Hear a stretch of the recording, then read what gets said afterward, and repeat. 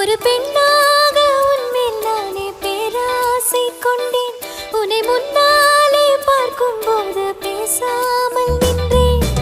எதற்காக